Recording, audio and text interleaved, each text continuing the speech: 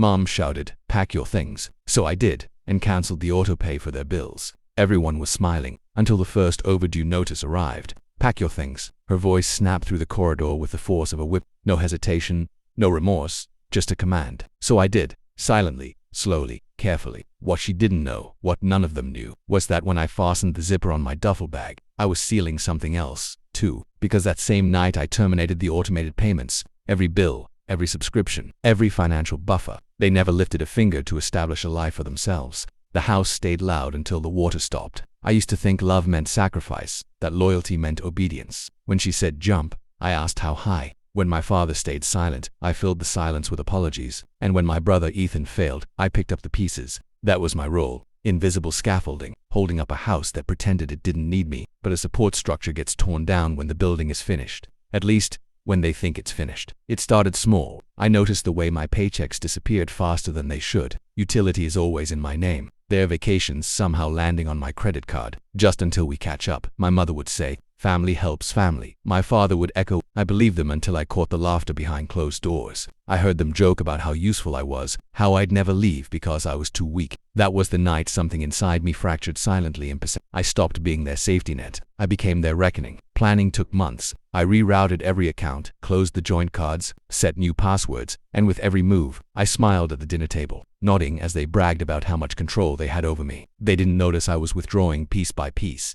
Didn't notice the automated payments vanishing. Didn't notice me accumulating funds in a private account. The cruelest part, they didn't notice me at all. The breaking point came on a Sunday. We were arguing again. Not about money this time, about me. My mother's voice sharpened. "You're unappreciative. You think you're better than us." I stayed quiet. Her face turned red. "If you don't like it here, pack your things." So I did, bag by bag, room by room. They watched, stunned at first, then self-satisfied. They thought I was feigning a departure, that I'd come crawling back. But I wasn't leaving empty. I was leaving with the last thread holding their fragile life together. The silence arrived 72 hours later. The water shut off first, then the electricity, then the internet. No showers, no lights, no streaming service to silence their own culpability. I wasn't there to see it, but I can picture it. The panic, the finger point, the sudden realization that the invisible scaffolding was gone. By the end of the week they called, not to apologize, not to beg, but to blame. "You did this." My mother spat through the telephone receiver. "Yes," I said, calm.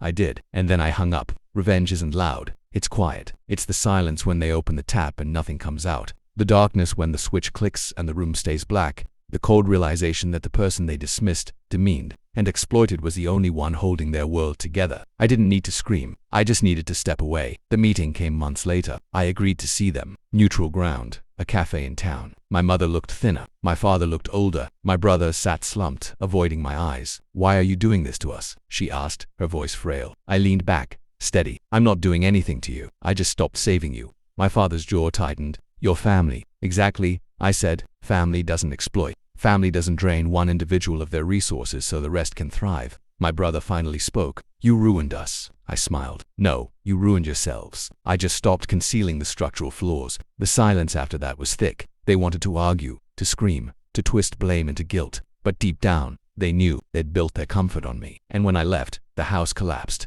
That's the thing about scaffolding. It doesn't fail the building. It only reveals how compromised the integrity of the edifice really was. Now I live in a place of my own. Bills in my name that I actually pay for myself. Lights that stay on because I choose them to. Water that flows because I earned it. Sometimes I think back to that hallway, to her voice. "Pack your things." She thought she was throwing me out. But really she set me free. The day the water stopped, so did their power over me. And that silence, that cold, empty silence, was the most beautiful symphony I've ever heard.